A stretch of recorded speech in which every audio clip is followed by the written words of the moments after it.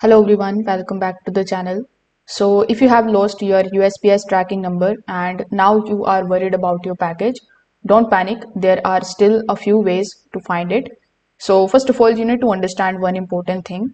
Without a tracking number, it's very harder, but it's not impossible to find your package. So let's go through step by step how you can find it. So first of all, you need to check your email address or messages. Most of the tracking numbers are sent through the order confirmation emails, shipping emails, or SMS messages.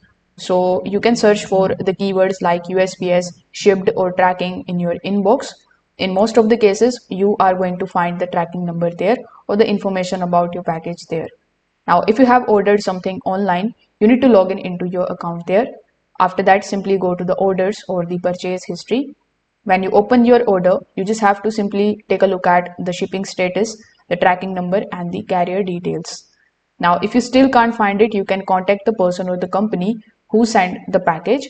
So you can ask them for the tracking number and the shipping details, and they always have this information. Now, you need to basically use the USPS informed delivery. So you need to first of all sign up for the informed delivery using your address.